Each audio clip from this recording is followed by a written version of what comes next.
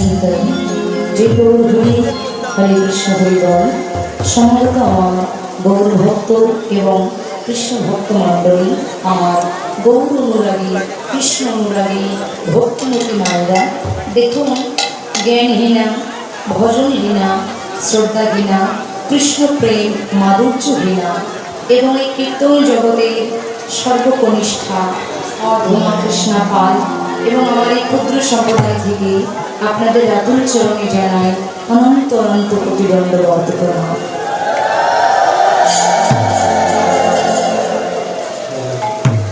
ইতিপূর্বে আপনারা শ্রবণ করলেন পূর্বাহ্নকালীন লীলা, ভগবান শ্রীকৃষ্ণের গঙ্গোষ্ঠ লীলা। আর এখন বর্তমানে আমরা যে লীলাটি পরিবেশন করবার জন্য এখানে দাঁড়িয়েছি সেটি হল মধ্যাহ্নকালীন লীলা, শ্রীমতী রাধারানীর সূর্য পূজা। আসলে সূর্য পূজাটা ছিল রাধারানীর ছলনা, কিন্তু তার ভিতরের বাসনা ছিল কি কৃষ্ণ পূজা। সূর্যদেবটা হচ্ছে ছলনা, কৃষ্ণ বাদিনীর ঘরে বাস করে, তো এখন শাশুড়ি ননদের সাথে তারা বলতে পারছে না যে আমি কৃষ্ণ দর্শনে যাব, তাই ছলনাটা করলেন সূর্যদেব, কিন্তু তার ভিতরের বাসনা হচ্ছে কৃষ্ণ পূজা। তাই সূর্যদেবের চরণায় শ্রীমতী রাধারানী আমার কৃষ্ণ পূজা করলেন। এর মধ্যে অনেক কিছু হয়েছে, পাশা খেলা, জল খেলা, হোলি খেলা, কুসুম রচনা, জুন খেলা, অনেক এই লীলার মধ্যে অনেক কিছু হয়েছে। আমরা আস্বাদন করব যদি সেই মন নিয়ে, সেই ভক্তি নিয়ে, সেই প্রেম নিয়ে যদি আপনারা বসে থাকতে পারেন, তাহলে সব কিছু আস্বাদন করতে পারবেন, চেষ্টা করবেন। আর আপনাদের মতো বৈষ্ণবের কৃপা যদি হয়, দুই একটা হরিকার কৃষ্ণ কথা বলতে পারি, তা না বলে আমার মতো মনোধূমের কোনো নাই। এই লীলার মধ্যে আমার অনেক কিছু ভুল ত্রুটি হবে, কেননা আপনি যে পথে চলবেন চলার পথে তো আপনার ভুল হবে, আমাদেরও ভুল হবে। তাই আপনাদের নিজের সন্তান মনে করে, নিজে বোন মনে করে, নিজে কন্যা মনে করে আপনার শ্রী রাধুর চরণে আমাকে স্থান দিলেন। আপনাদের চরণ ছাড়া যেন আমার করবেন না। আসুন সর্বপ্রথমে নবদ্বীপ লীলাকে আস্বাদন করে তারপর আমাদের বৃন্দাবন লীলাকে আমরা শুনব। শ্রী হরিদায় গৌর সনাতন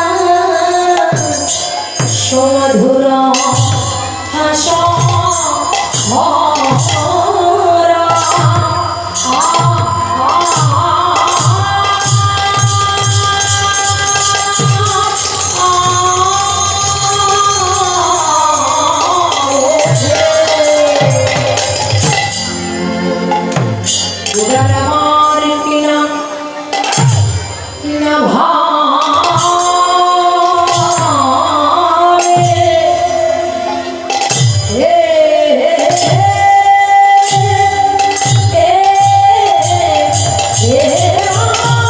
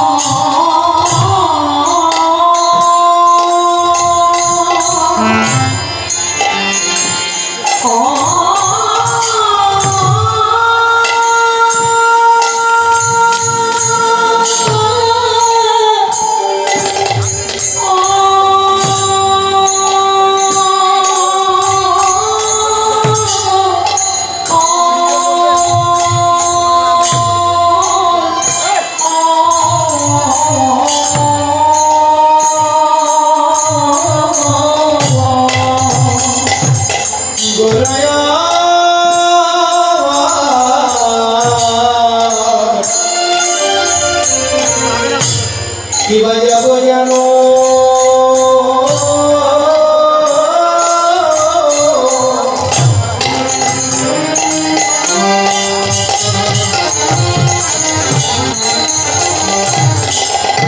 কি বানায়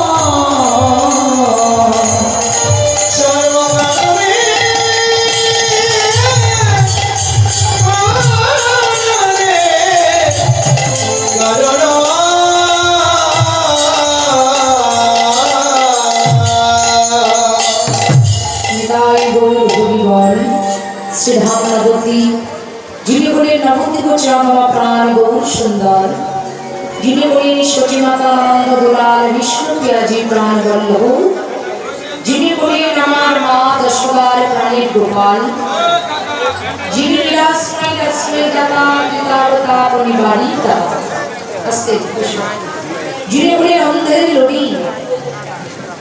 আজকে কোটি কোটি জনম সাধনা করিয়া যাহার চরণ লাভ করা অত্যন্ত কঠিন বস্তু, সেই বীর জীবাণিত ধনী সঠিক গৌর সুন্দর।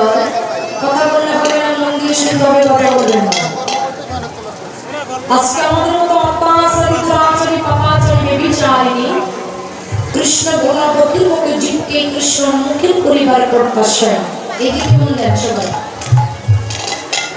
বলছি কৃষ্ণ বলিবলা জীবকে কৃষ্ণ মুখের পরিবার প্রত্যাশায় আজকে যে ধনগুলোকে গোপনে ছিল কোন যুগে কোন যুগ অবতারে যে ধন কেউ কখনো কোনোদিন নিয়ে আসে নাই, আজকে আমাদের মতো পতিতকে উদ্ধার করবার জন্য আমার পতিত পাবন গৌর সুন্দর সেই মধুমা ভূমি নাম যে ধান গৌরকে গোপন ছিল, সেই ধানে কলিযুগে আমার গৌরাঙ্গ মহাপ্রভু প্রকাশ করলেন। তাহলে গৌরাঙ্গ মহাপ্রভু যে ধন এনেছে চিন্তা করতে হবে। আজকে গৌরাঙ্গ মহাপ্রভু তিনি আমাদের কথা কত চিন্তা করেন, কত ভাবেন, একটু চিন্তা করুন। এদিকে লক্ষ্য করুন, আমার দিকে তাকাবেন, মায়ের দিকে তাকাবেন। কীর্তন শুনতে এসেছেন, মন দিয়ে শুনবেন। আপনি সংসারকে ত্যাগ করে গরমের মধ্যে এত কষ্ট করে আপনারা বসে আছেন, এই যে কীর্তন শুনতে আপনারা এসেছেন, আপনাদের আশাটা তখনই সার্থকতা হবে যদি এই নাম শ্রবণ করে 2 ফোঁটা নয়নস্র আপনি ভগবানের চরণে নিবেদন করতে পারেন।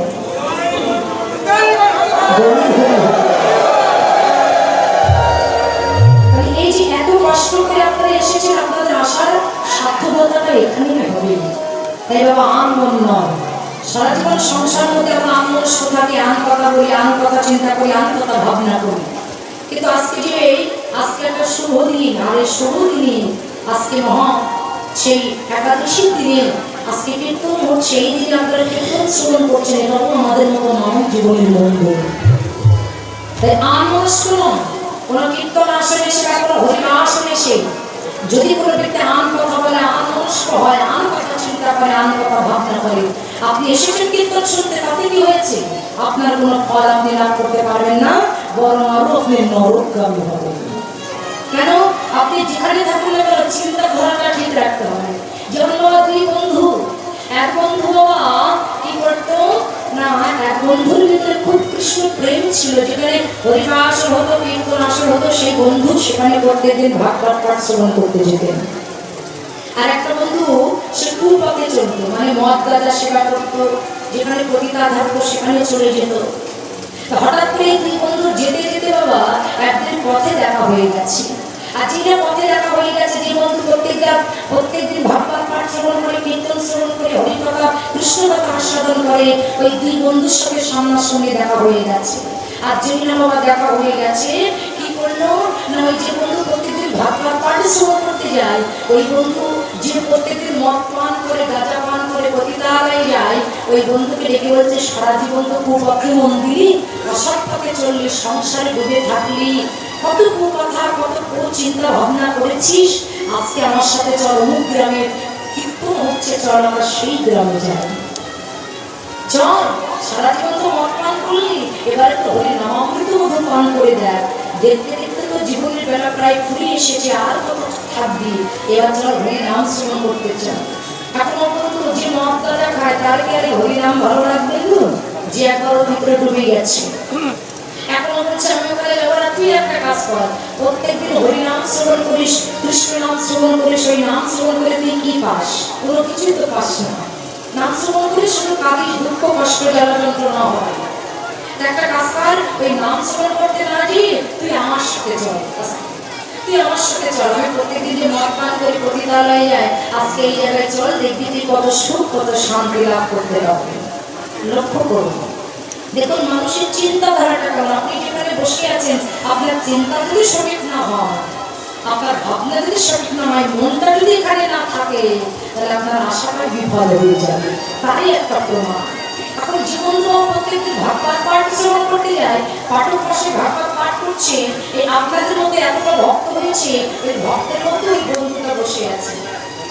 হঠাৎ করে পাঠক পাশে যখন পাঠ করছে, মন তার ওই দিকে না, মন কোথায়?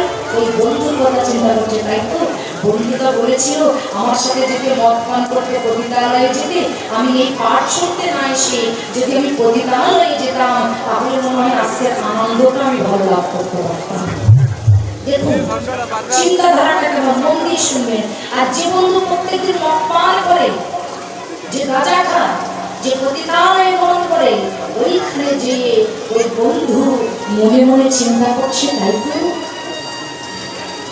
আমার বন্ধু তো আমাকে বলেছিল যে চল আজকে পাঠ শুনতে যাই, কীর্তন শ্রবণ করি, নাম শ্রবণ করি। আমি আমার বন্ধুর সাথে কেন গেলাম না? দেখতে দেখতে আমার তো জীবনের বেলা প্রায় ঘোরাই এসেছে। আমি কেন এই কুপথে চললাম? আমি কেন পতিতালয়ে আসলাম? আমি কেন মদ পান করলাম? আমি কেন এখানে আসলাম? আমি যদি আজকে নাম শুনতে পারতাম, তখন আমার মানব জগন্ত ধন্য হতো। ও বাবা, ওই জায়গাটায় বসে কৃষ্ণ চিন্তা করছে, কৃষ্ণ ভাবনা করছে, ভগবানের কথা চিন্তা করছে, ভগবানের কথা ভাবনা করছে, একেবারে মন দিয়ে নয়নী চলে ডুবে ডুবে ভগবানের কথা চিন্তা করছে।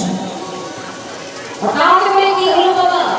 যে প্রত্যেকদিন পাঠ শ্রবণ করতে যেতেন, ওই বন্ধুটা নরকগামী হলেন, আর যে প্রত্যেকদিন মদ পান করতেন, সে ভগবানের শ্রীপাদ পদ্ম লাভ করলেন।